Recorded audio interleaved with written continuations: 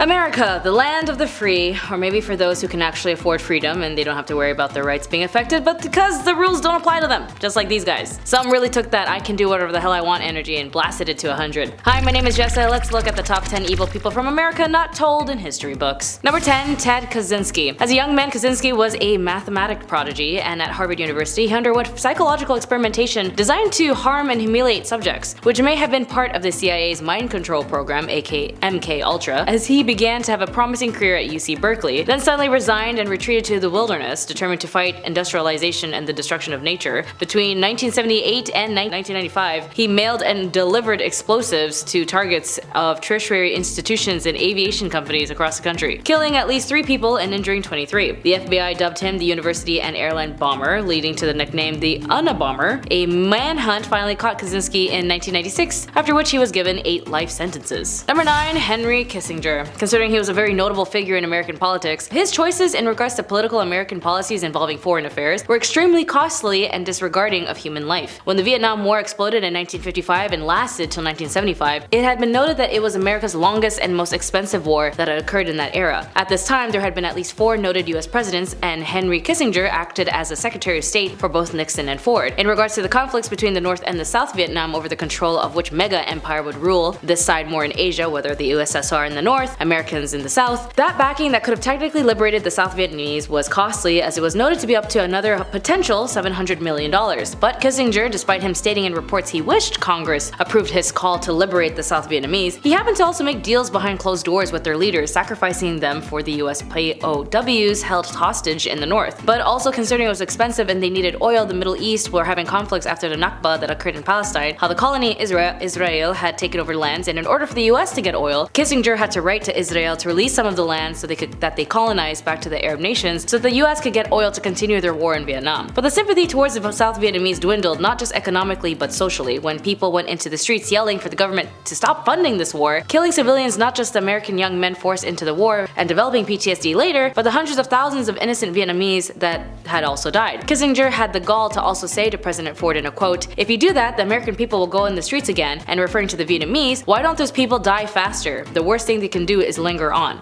Yeah, he said that. As a result, the $700 million that could have liberated the South Vietnamese mysteriously was rejected by 76 congressmen into the Senate and went towards the colony Israel instead. As well as in regards to the Bangladesh Liberation War, Kissinger sneered at the people who bled for the dying Bengalis and even called Indians bastards.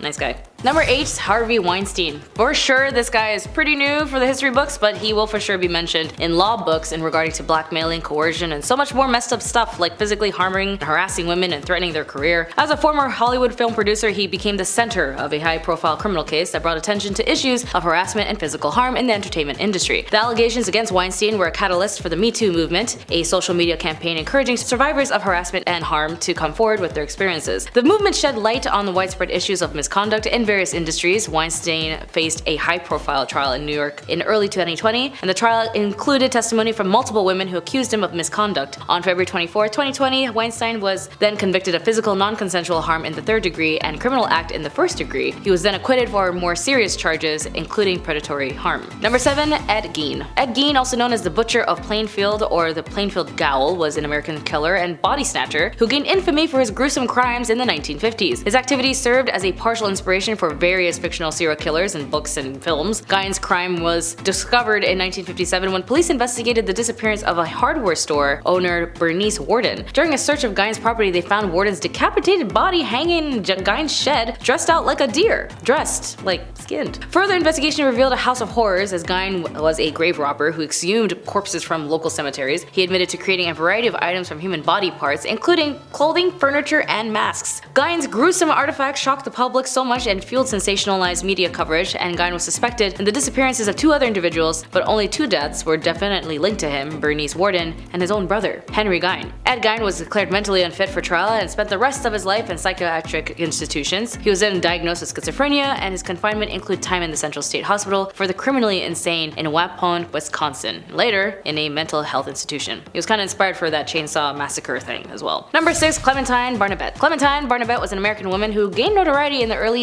20th century for alleged involvement in a series of deaths in Louisiana. Barnabet claimed to be a member of a religious cult led by her father, Raymond Barnabet, and she asserted that the cult believed in cleansing the world by killing those that seemed sinful. Between 1911 and 1912, a series of brutal axe deaths occurred in Texas and Louisiana, and Barnabet confessed to being involved in some of these killings. In 1912, Clementine was arrested along with her father, two brothers, and the connections of these deaths. She confessed to her involvement in the crimes, claiming that she and her family were carrying out God's works, killing sinners. It was a job. Bernabet's confession came under scrutiny, as some believed it might have been coerced or influenced by her father, but there were also doubts about the accuracy of her statements. And regarding the number of victims and her role in the killings, Clementine Barnabet then went to trial for her alleged involvement in the crime. In 1913, she was found guilty and sentenced to prison, and her father and brothers were also convicted, but more of a lengthy sentence. Clementine Barnabet spent the rest of her life in prison and was never released, thankfully. And the circumstance surrounding the crime remains a controversial and still unsolved or unresolved. Number 5, Jeffrey Epstein. I know a lot of folks know this man as a greedy, nasty, rich jerk who lived in a vile organization, allowing other rich, nasty folk to take advantage of the young and vulnerable. But as the ringleader of a trafficking and harming of young women everywhere, apparently in 2008, Epstein pleaded guilty to state charges in Florida for soliciting and procuring a person under 18 for adult work, meaning under 18, young adolescents, like the age of 12 or 14. He then reached a plea deal that allowed him to avoid federal charges and served only 13 months in jail. This lenient deal, orchestrated by the then U.S. Attorney Alexander Acosta, later then became a subject of public scrutiny, which as it should, considering why is the U.S. so lenient on crimes on young people, like people that the law should protect. And then finally, 10 years later, after who knows how much more damage and crime he's committed, in July 2019, federal prosecutors in New York arrested Epstein on trafficking charges. They accused him of exploiting and abusing dozens of underage girls, and the arrest following the unsealing of a new indictment, but by then 2020, somehow he died in his cell. Some say he took his own life, and others, well, when it comes to controversy, that they didn't want him to talk. After all, the nature of his relationships and the extent of his activities fueled public outrage. He wasn't alone in this, after all, he needed someone else to lure these young underage individuals, so Ghislaine Maxwell, you know her, was also charged and arrested. Investigations into Epstein's activities and the circumstances surrounding the 2008 plea deal continued. Legal actions against his estate and those connected to him remain ongoing, reflecting the broader effort to seek justice for their victims. Number 4, Joseph James DeAngelo. Joseph James DeAngelo, also known as the Golden State Killer, is an American serial killer and caused this YouTube, because I gotta be very discreet, physically violated people, if you know what I mean, who terrorized California in the 1970s and 1980s. DeAngelo's crime was initially attributed to several monikers, including East Area Harmer and original Night Stalker, unlike Richard Ramirez, another serial killer and vile man. His crime initially began in the Sacramento area before spreading out to other parts of the state. DeAngelo's modus operandi included breaking into homes, often targeting couples. I guess he was just jealous. He would tie up and harm the victims, committing non-consensual harm and then theft. In later crimes, he escalated to killings, earning him the nickname the Golden State Killer. The case remained unsolved for decades, but advancement in DNA technology played a crucial role in solving it. In 2018, investigators used a public genealogy website to identify distant relatives of the suspect and eventually led them to Joseph James DeAngelo. DeAngelo was arrested on April 24, 2018 at his home in Citrus Heights, California, and he was identified through DNA evidence and genealogical research. At the time of his arrest, DeAngelo was also, get this,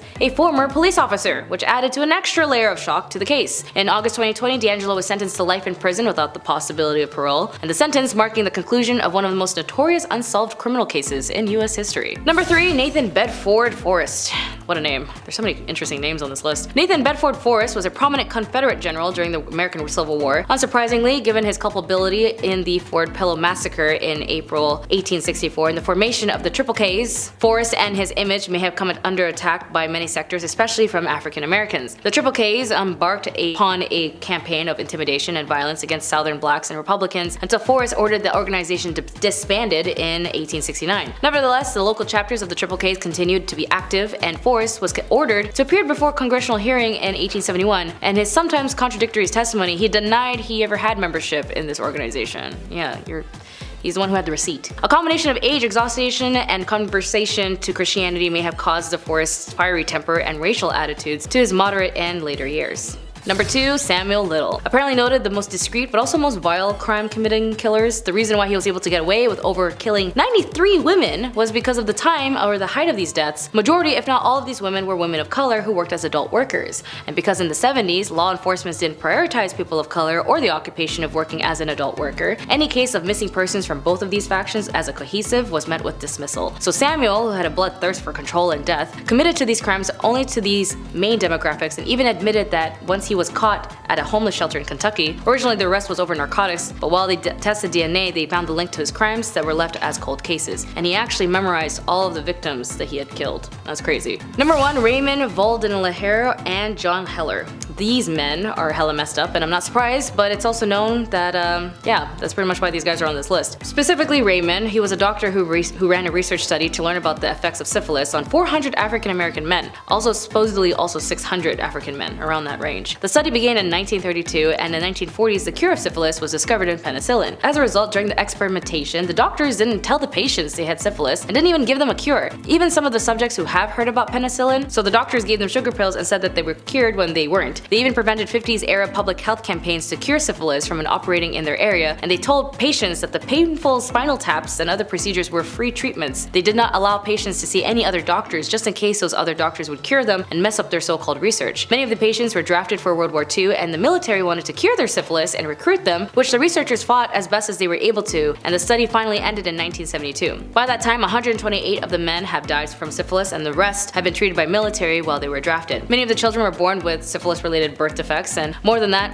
born dead. The last victim of this gross and horrible experiment, also known as the infamous Tuskegee syphilis study, was Ernest Hendon, who died on the 16th of January 2004. According to Fred Gray, a lawyer who represented victims of the study of the federal lawsuit, eventually in the courts as well as the study of the law of the case brought to wild attention of the three that were unethical of the study. Evidently, the rights of the research subjects were violated. The Tuskegee study raised a lot of host of ethical issues such as informed consent, racism, patronism, unfair subject selection in research, maleficence, truth-telling, and justice, among others. The gross part that even though the research helped reduce syphilis, John got an award for it, despite the traumatizing things that he had done to the patients for life. Well, that's all for today, and thank you for joining me. I'm Jessa. Be sure to like and subscribe, and know that everyone is capable of great good and great evil, and everyone is worth giving a chance. So don't do weird experiments on people or cause problems. That's really messed up. So anyways, it's good to see you. Bye.